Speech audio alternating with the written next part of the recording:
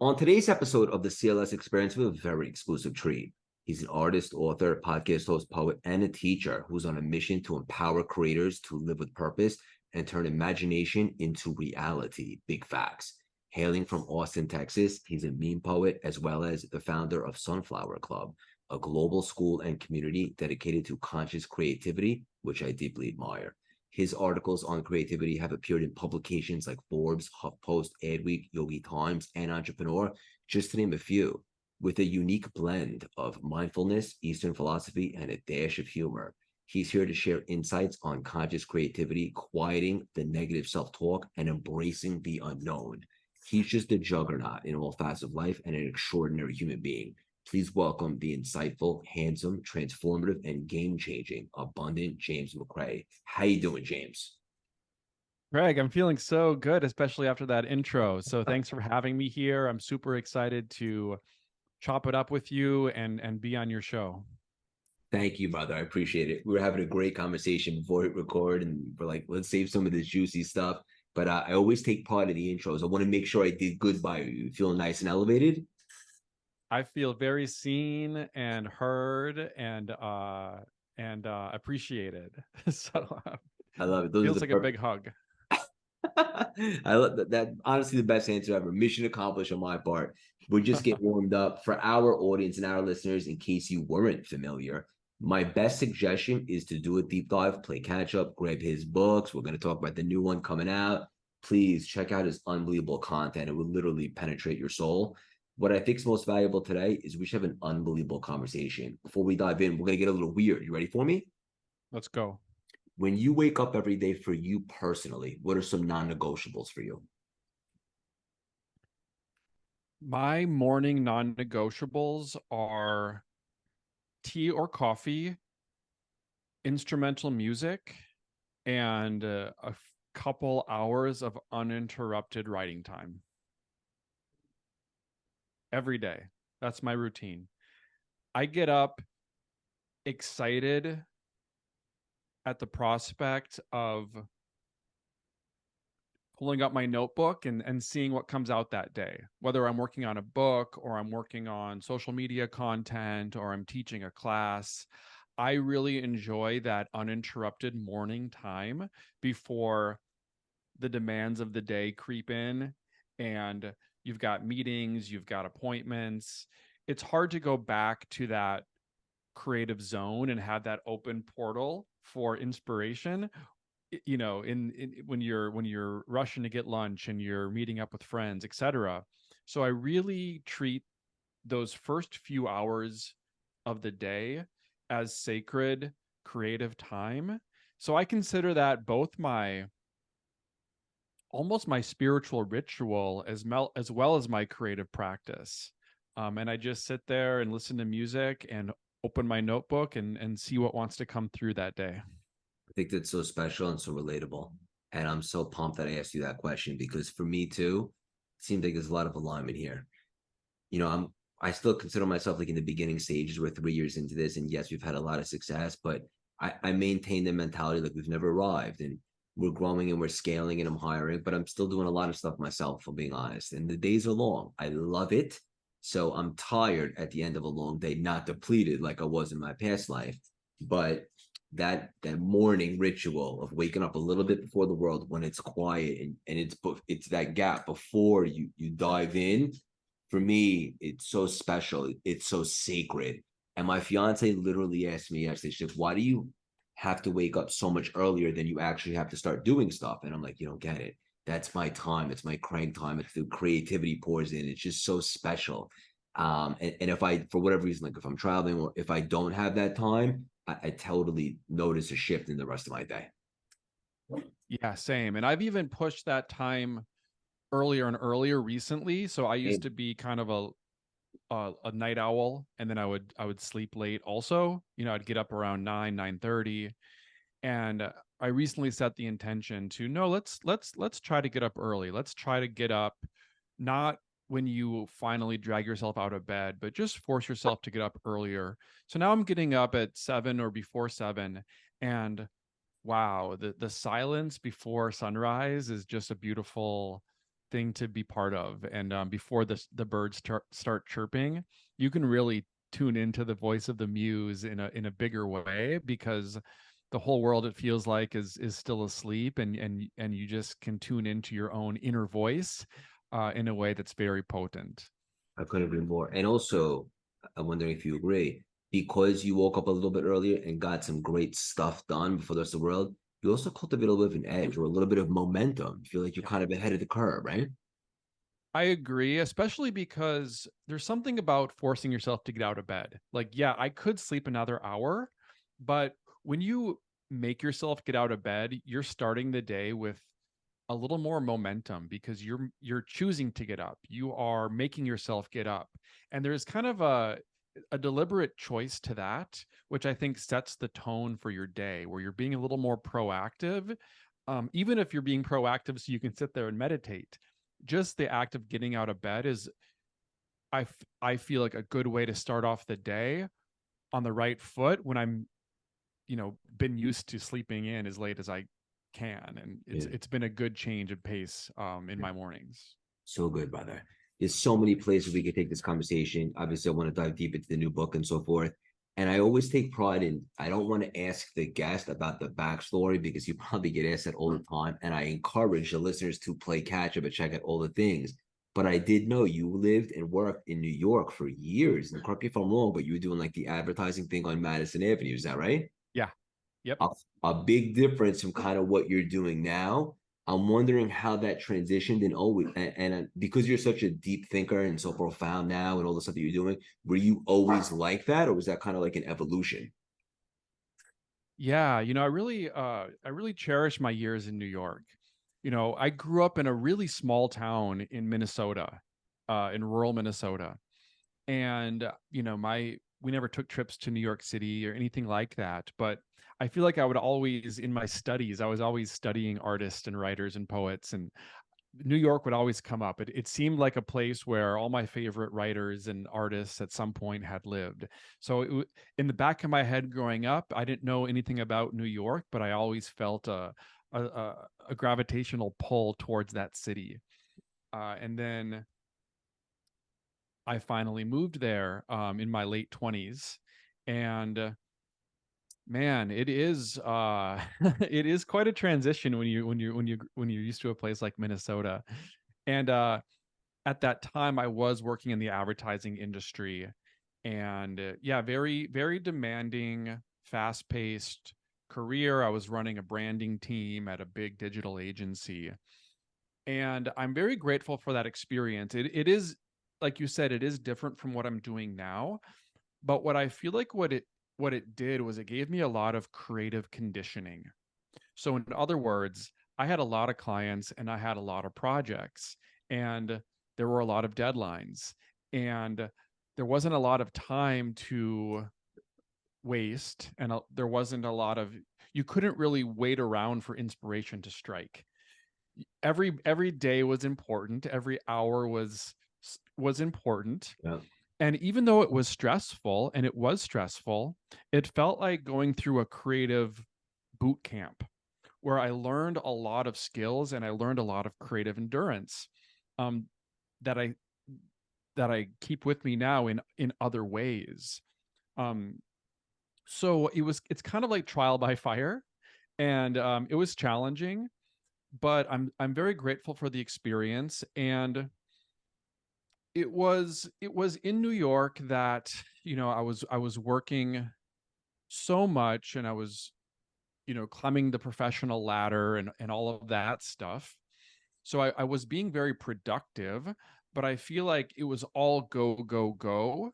And I was cut off from my own intuition and my own imagination, because you can only produce so much before your cup runs out of fuel, right? So Mhm. you're kind of working on fumes.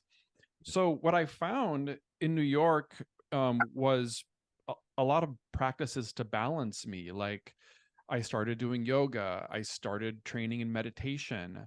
I even was introduced to things like plant medicine, and I got deeper into Eastern philosophy.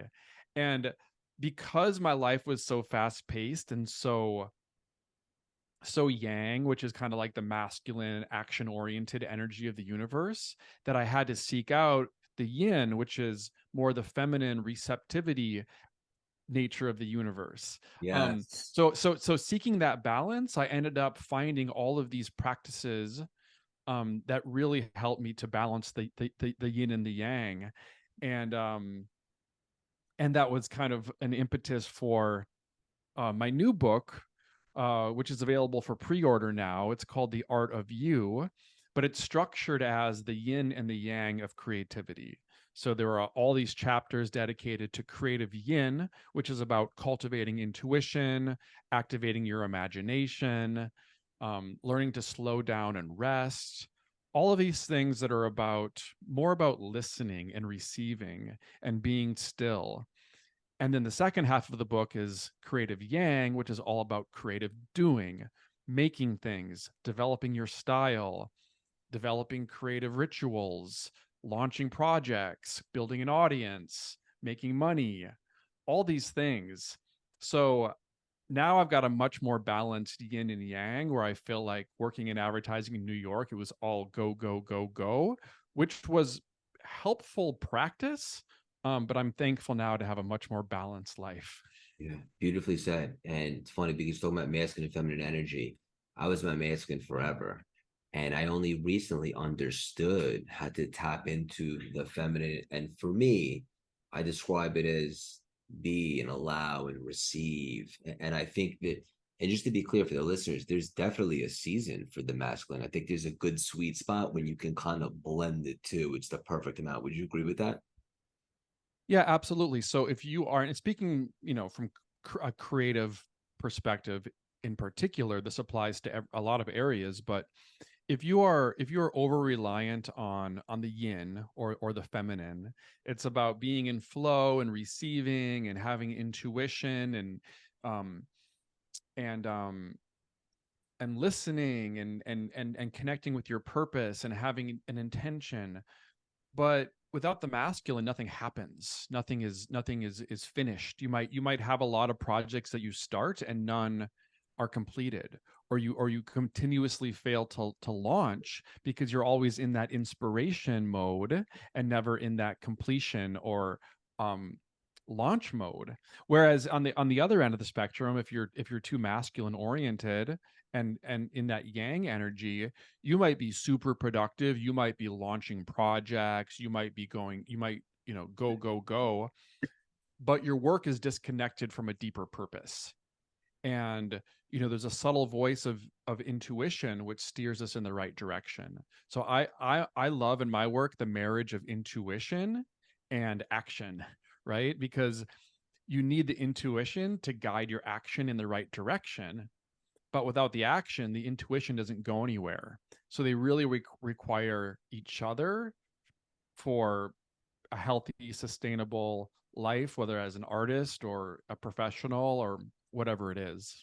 I'm glad that you touched upon that. I'm glad that I asked you because it's become super trendy about like manifesting and calling it in. And I'm really big on that too. But I think it's no secret, no pun intended, that the biggest thing missing from The Secret, which is a global phenomenon, is the law of Goya. Get off your ass, right? Because yes, law of attraction, attract, manifest, the intention, all that stuff is 100% great. But you have to meet that with, all right, let's get some stuff going here. And I just think that's responsible to let everybody know. Yes, you want to be able to tap into both, but you can't just do one or the other. Well, I guess Yeah. technically you can just do the masculine, but you'll probably burn out. Yeah, absolutely. Unless you've got people around you to kind of help fill the role of what you aren't, carrying yourself. But yeah, integration is key in all aspects of life. Integrated masculine, feminine, I think is really the future. Like, I think that and that's for both men and women. Some men are more in their feminine, some women are more in their masculine, and it's not exclusive to any gender. But I think the integration of masculine and feminine energies, the yin and the yang, the being and the doing, it's crucial for every aspect of life. And I really hold space for a society that's equally balanced in both. Yeah, beautifully said. We're gonna have some fun right now. We're gonna come back to the book stuff because I want to hit on all of that. But Yep. I purposely took a couple pieces of awesome content that you posted, and I want to hit you with them, and then maybe just give me like a little answer, and we'll do a little bit of rapid fire. But I imagine there probably won't be short answers, but whatever's good for you. You ready for me? Let's go. Okay. This one's deep and very timely. The most radical thing we can do in a sick society is heal ourselves, then others too. Yeah. So I wrote that one of the reasons I wrote that the most radical act in a sick society is to heal yourself and then gently help others heal too. I think that's what it is. Yep. And part of what that means to me is that, well, we do live in a society that's toxic in a lot of ways. So just acknowledging that. And how do we respond to living in a toxic society? And there are a lot of really good intentioned people that want to fix others and fix the world, which is great. It's a great intention to have, to heal the world, to heal others, make the world a better place. But if you're doing that from a place of inner desperation or lack or a place of inner anxiety, you might be unconsciously just throwing around your own trauma under the guise of making the world a better place. But because you yourself are coming from a place of inner turmoil, you might only be adding to the chaos. So I wanted to say, like, yes, we want to heal others, but I think it's first and foremost imperative that we all heal ourselves. And that means something different to everyone. Healing means something different to everyone. It might be a physical thing, it might be an emotional thing, it might be anger issues, it might be feelings of your own self-worth. Whatever it is you are dealing with, I believe that an empty cup cannot fill others. So we need to take care of ourselves, um, do the right kind of self-care, do the right type of inner healing and inner work, so we are in a position to effectively extend that well-being to others. So I think it starts with us, but I don't think it ends with us either. I think it's selfish to only be in that self-care mode where you're every day only looking out for yourself. Yeah. I think that the goal is to reach that place of inner peace and inner stability so we can extend that energy out into the world and be of service to others as well. Yeah. Beautifully said.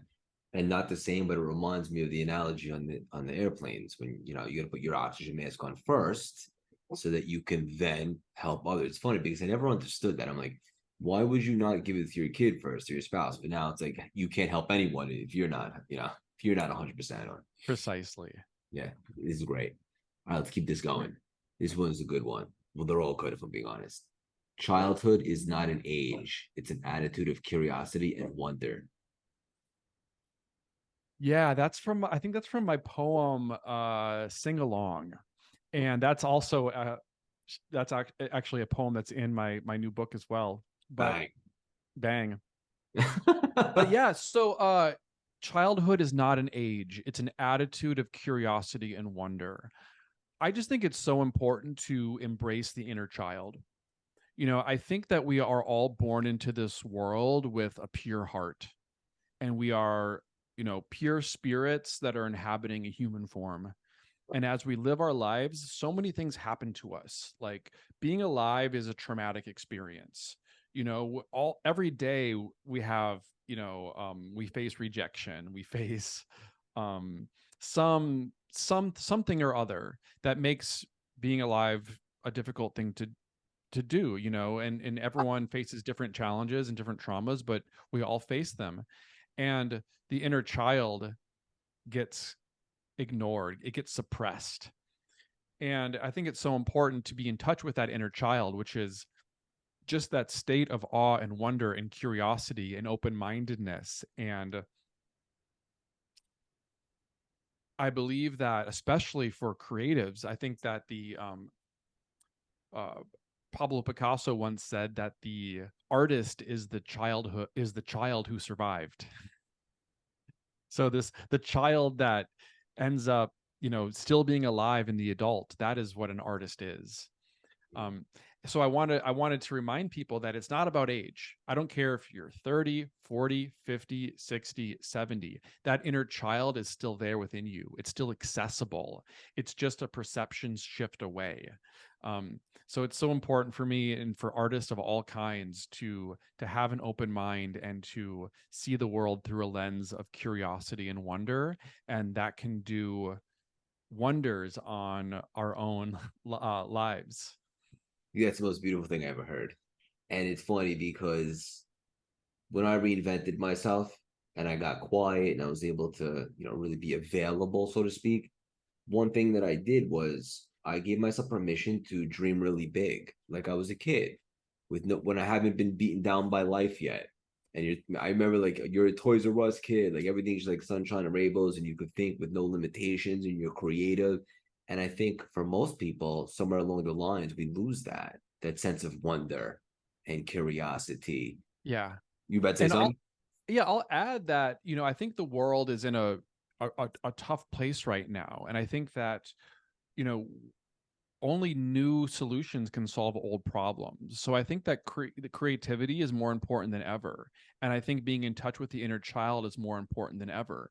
Because if we want a new world, we need to first imagine it. We need to have the courage to imagine a new world in order to create it. So creativity is essential, not only to make art in our lives, but to build a better world. It takes a radical imagination to envision a future beyond the chaos that we're currently seeing all around us. So creativity is, I feel, the most effective way to get out of this mess and to start building a better world. Amen, brother. Let me just run that back. I want the audience to grab the pen and the journal. New solutions solve old problems. That's right. It's unbelievable. That's right. It's like there's a quote by the architect Buckminster Fuller Yeah. that he said something about you don't change the world by fighting against the old world. You change the world by building a new one. So much of our energy is in fighting old systems, which is fine. I mean, old systems need to be fought in order to be dismantled, but it's also equally important to start imagining and dreaming of the new solutions. Yeah. Because what happens when you tear down the old world? You have rubble. But when you have a dream, and a dream becomes a plan which can be built. So before you can build something, you need to plan it. Before you can plan something, you need to dream it. Therefore, the dreamers and the artists and the people who are in touch with their imagination and their inner child are the ones that are planting the seeds that we can grow and develop and build into the new solutions of the future. Yeah. So good. And it's a collective consciousness, right? Like we all have to get on the same page. And I really believe, I know you're a very spiritual cat as well.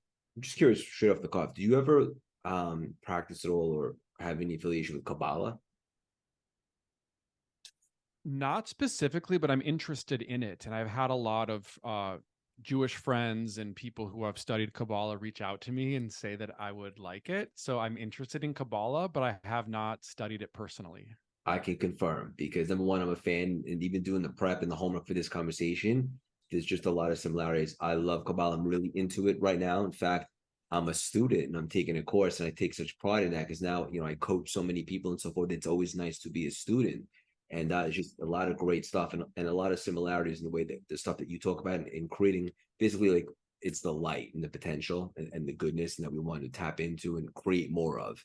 And a good way to do that is for everybody to heal themselves by creating more light as a collective consciousness. And even like meditating, that does wonders other parts of the world. But we all have to have that intention to work on ourselves to correct negativity and so forth. But as a collective, we can really do a lot of good if we all had that mindset.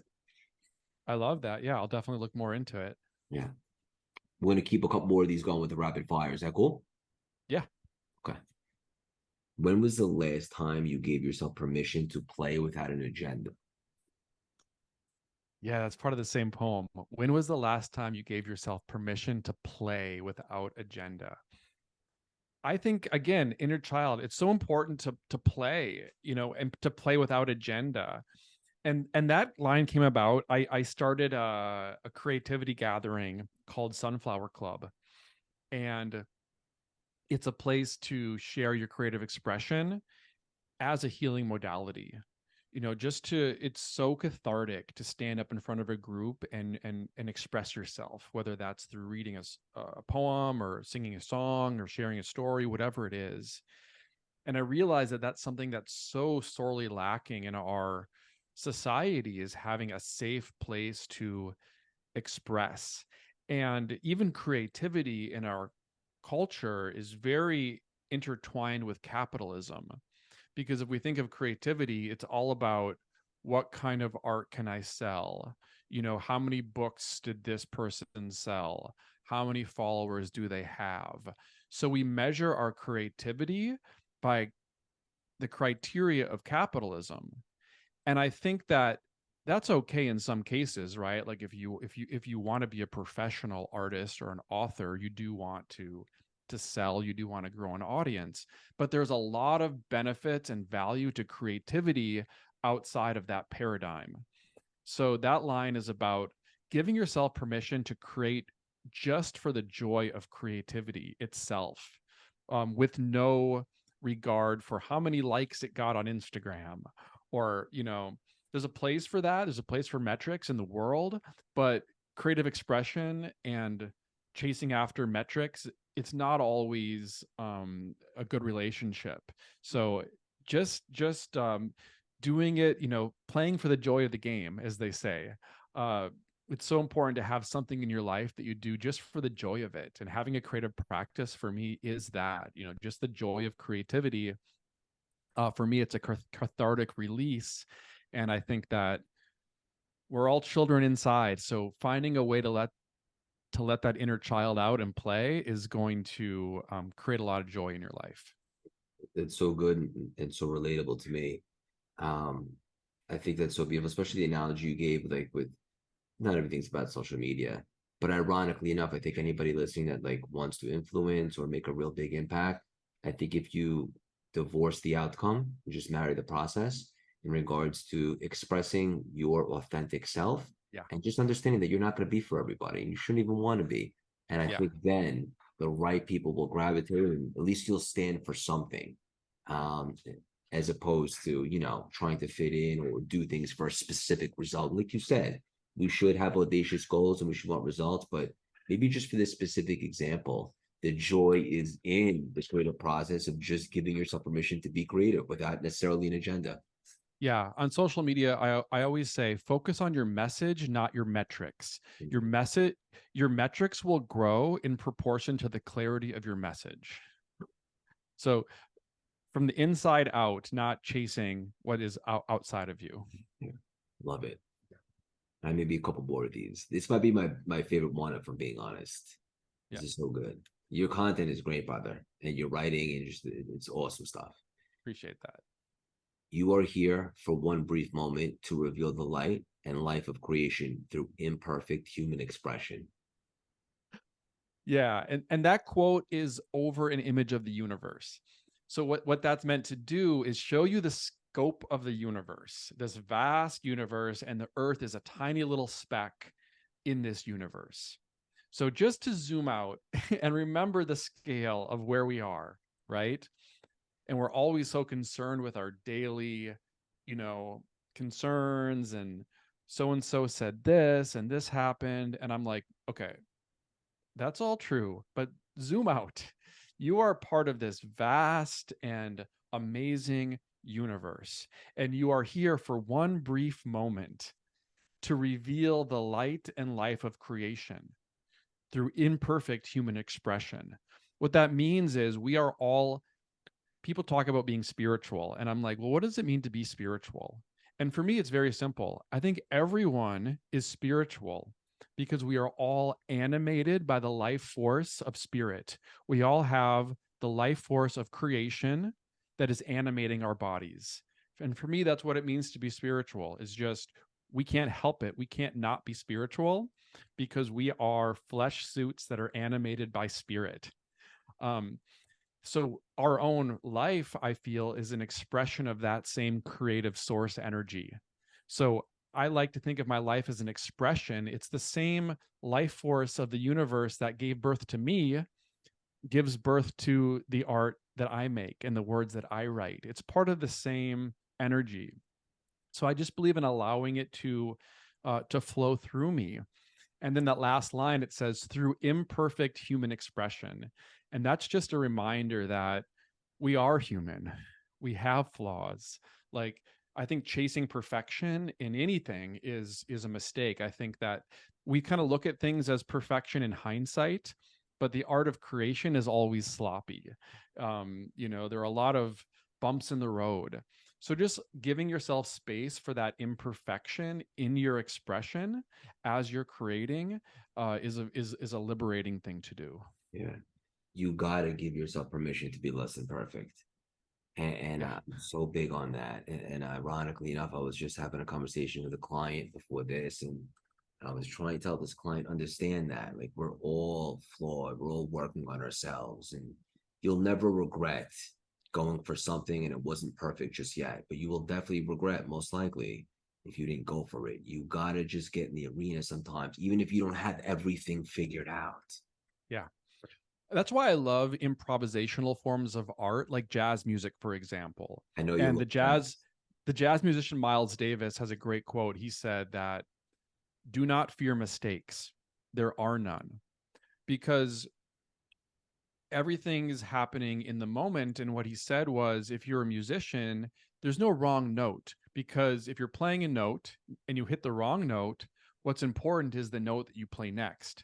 Because if you hit the wrong note, but then you follow it up with a note that plays off that wrong note, all you're doing is you're finding a new direction to go in. So mistakes can actually be portals to unexpected solutions when you just be in the moment and allow it to unfold and not worry about messing up, but letting it one step at a time reveal a new way forward. So mistakes can actually, and being imperfect and failing can actually be opening a new door for us that we wouldn't have seen otherwise. That and it's also the best teacher. You love Yeah. jazz. You ever see the movie Whiplash? Yeah, I have. One of my personal favorites. I want to watch it again actually because I've only seen it once when it first came out. So Great one. that's a good one.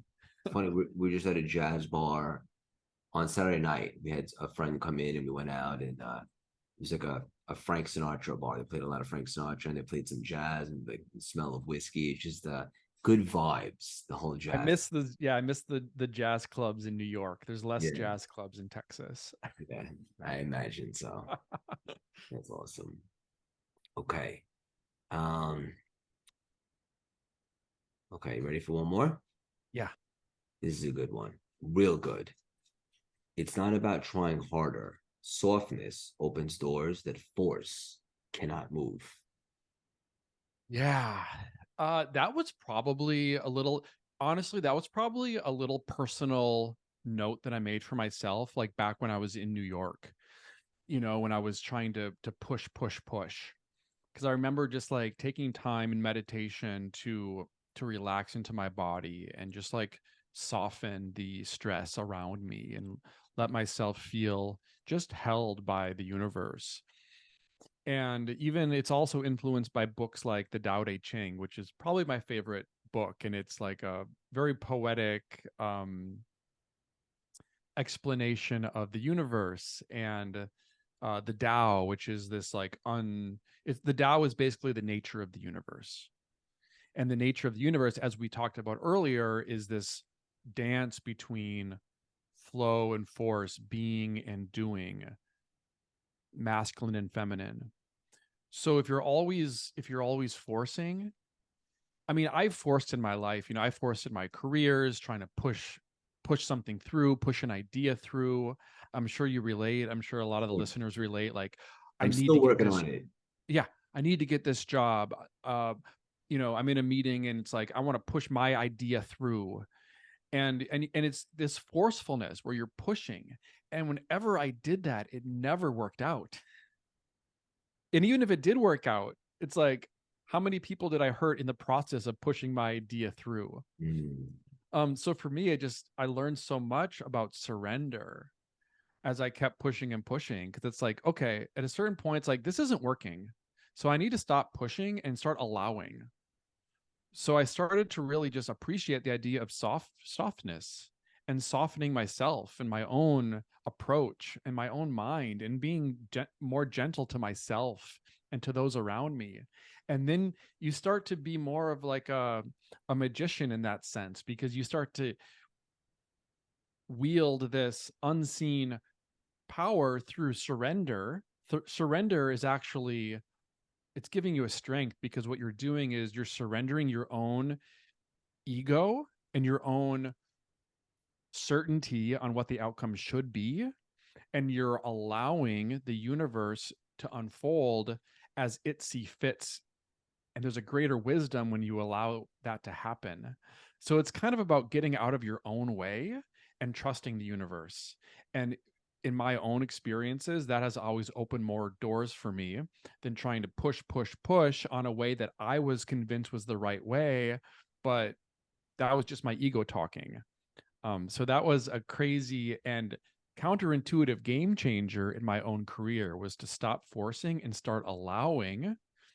And then to, you become a bit of a Jedi in that sense, where like, instead of engaging in a battle with someone where you're fighting them, you learn to kind of gently step out of the way, and then they fall over themselves. So there's this a strength that comes with softness when you learn to master that, that will open up more doors than forcing ever will. Yeah, so good. And I could not agree more. And it's like when you surrender, the universe likes that, whether it's the universe, God, whatever everyone believes in or taps into or tunes into. The universe sees that as a sign of there's some trust and faith here. Let me open up some doors. Right. But Yeah. when you're worried about something or doing this, it's like you're not trusting the universe to Yeah. open up opportunities and so forth. Yeah, because when you say the universe, there's another way of saying that could just be like the higher self, Yes. right? Like, so if you're only letting the small self, like the ego, the small self run the show and always like push for its way, the problem with the ego is great. I have no problem with the ego. We need it. But when we rely on it, it's only working with a limited amount of information. Mhm. Whereas the universe or the higher self, there's more information there to work with, so it actually knows a better direction and a better map to get you where you want to go, than if you're only relying on the conscious ego mind. 100%. Yeah. This is unbelievable. I could talk to you all day. I know that you're really big into memes. Yeah. One that I saw that you wrote, which I thought was just really awesome, was might F around and live up to my highest potential. Just made me laugh. Why do you think memes are so powerful, or why are you so into them? I love them also, by the way. Well, memes are very effective, because what a meme is, like, if you go back, like, where the word meme come from, it sort of means a viral idea.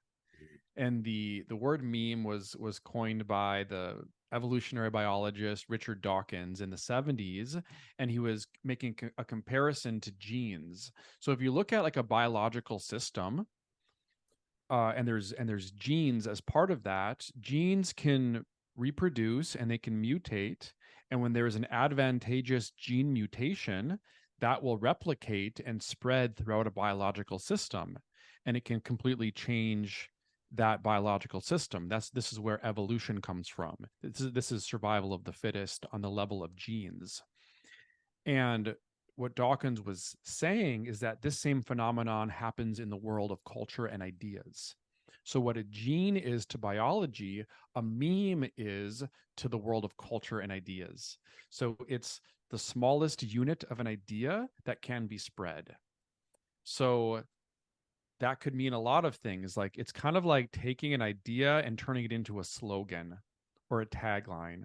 Like, for example, like, in the 1960s during the hippie revolution, that was a cultural movement that relied on memes. So saying things like "make love, not war," "drop acid, not bombs." This is using memes to spread meaning throughout the culture. So it's kind of like planting little seeds that can go viral and take root and spread. So when that concept of memes meets social media, which is the most viral and shareable form of communication in human history, suddenly you can see the impact that these memes can have. Because when I started making memes, I had a pretty modest social media following. And then I started making memes, and then I would look at my reshares and I would just see like Yeah. first it was dozens, and then it was hundreds, and then it was thousands of reshares, Mhm. because I saw the power of this particular medium, in terms of it being more shareable. So you can say things in a meme that you can't really say in a lecture or in a book, because In a there's human something form. that's, Yeah. yeah, there's something about that medium and it being a little bit funny and a little bit ironic, and it speaks the language of the internet, um, that makes it more shareable. I agree. So I just really, what I did was, because I've always been a poet, a writer, an artist. I really looked at the meme and I'm like, how can I apply my creativity and apply my philosophy, instead of putting that into a book? How can I put that into a meme? And I really adopted the meme as my own like artistic sandbox. Okay. um and now it's happening more and more, and memes have really taken over social media, um and it's a really it's in a way it's kind of like the art form of our times, because we spend so much of our day on social media. We're not in art galleries and things like that and libraries as much as we used to be. So social media is kind of where the action happens these days, True. and memes are like a native art form to the internet. So I feel like we're going to look back at this period of time and be like, oh yeah, that's the era of memes, as one of the main art forms of culture. Yeah. So I just think it's a fascinating subject, and they're fun to make. I agree. You guys are awesome. Yeah, this is so much fun. I want to teach you some of your content because I think they're so special. And I know that if we opened up a mini discussion each one, it would benefit the audience a great deal. Your new book coming out February 2024, is that right? That's right. And it's available for pre-order now, and there's a bunch of free gifts if you pre-order. Yeah, and I know firsthand. It seems like almost writing the book is the easy part compared to spreading the message and letting everybody know about it. And for authors, it's a really big deal. And we were just talking about sharing in regards to memes and so forth. And the book, it's a similar concept. And so we're going to put all of it in the show notes. Everybody can grab the bonuses and pre order it and so forth. It's called The Art of You. Is that correct? The Art of You, the essential guidebook for reclaiming your creativity. So no Mm, matter who you are, no matter what your job is, what your profession is, whether you consider yourself an artist or not, it will outline all the cheat codes for the creative process. So everything you wanted to know about being creative and bringing your own imagination to life in whatever form that takes, it's a blueprint for doing that. yeah, so good. And I would say that if someone's listening, like, oh, is that book for me? I would say this book is for everybody in some capacity. Would you agree? Yeah, absolutely. Because I think that whatever, I think we all create our lives. You know, you might be an artist, you might be a writer. These days, we're all creatives because we're all on social media, and, you know, we're all creating content in one way or another. So whether you're a content creator, a podcaster, you know, even your relationships are a form of art. You know, I know people that host dinner parties, and that's a form of art. Or even navigating your career, especially these days in this world of increasing uncertainty, when AI is becoming more and more prominent, and things are shifting in an accelerated way. So I feel like creativity is how we navigate that. So this book is really meant to restore that creative nature in all of us, to reconnect with the inner child, and to navigate our lives and our careers and our art with purpose and intention. I know that you also say that in regards to how does someone heal or what does healing mean, I think it's different for everybody. But I would say this boldly that when you exercise and tap into your creativity, that is a form of healing for everybody. Would you agree? No question. I mean, it's cathartic. It's a purge. You know, the same way you can go into a sweat lodge and sweat out toxins, or you could go to the jungle and drink plant medicine and vomit out the the sickness, whatever it might be.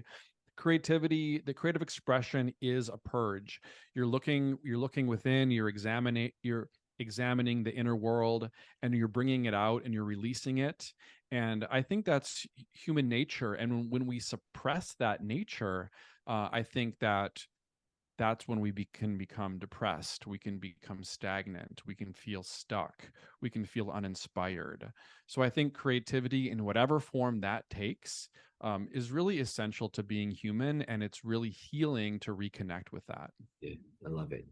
Where can everybody grab it? I'm sure it's on all the platforms, but is there somewhere specific where they can get the bonuses and so forth? And then obviously we'll put it in the show notes too. Yeah, I would say the link on my bio on Instagram is the best place. So go to Words Are Vibrations on Instagram, click the link in my bio, and you'll see all the places you can buy it. Yeah, done. This was so much fun. To be honest with you, it went by so fast. I Super. agree. This was a great conversation. Yeah, hell yeah. Just the beginning of the friendship. James, hang up for 1 sec. I want to connect with you after. I want you to know the definition of authenticity, curiosity, and deep creativity. I could personally guarantee your best is yet to come. Keep on spreading your wings and leaving your mark on this world. So much love and respect for you. Thank you so much for stopping by and dropping these priceless, juicy, creative nuggets today. Thanks, Craig. This was a lot of fun.